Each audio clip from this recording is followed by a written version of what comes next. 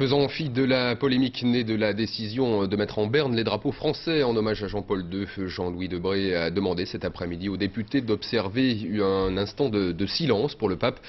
Quelques instants après, Jean-Pierre Raffarin saluait la mémoire d'un athlète de Dieu. Cette ferveur irrite les plus attachés au principe de laïcité de la République française, mais ce mélange du politique et du religieux n'est pas tout neuf. La séparation des pouvoirs, inscrite dans la Constitution, n'a jamais empêché des contacts appuyés et affichés. Patrice Machuret, Victor Ariche. Un silence en mémoire du pape.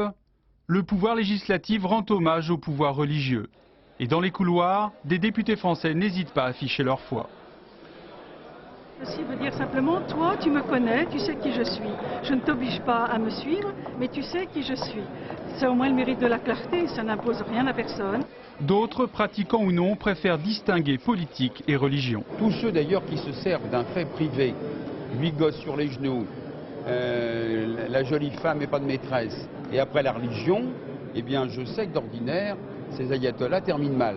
Moi je vous le dis, je les affiche, je suis athée.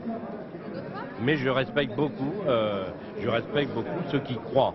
Le fait que individuellement cette fois-ci, des personnes sont influencées par leurs croyances religieuses, je peux le comprendre, mais pas collectivement, pas en tant qu'organisation de l'État ou des collectivités territoriales.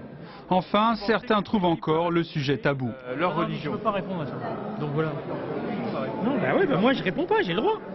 Le droit, justement, date de 1905, la loi de séparation de l'Église et de l'État. Depuis, les hommes politiques français ont toujours entretenu d'étroites relations avec l'Église catholique et le Vatican, officielles et présidentielles d'abord, De Gaulle et Jean XXIII en 1959, François Mitterrand avec Jean-Paul II en 1982, suivi de Jacques Chirac en 1996. Il était déjà là 13 ans plus tôt comme simple maire quand Monseigneur Lustiger est fait cardinal de Paris. Paris est honoré et avait la faiblesse de penser que cet honneur était mérité. Alors nous sommes heureux.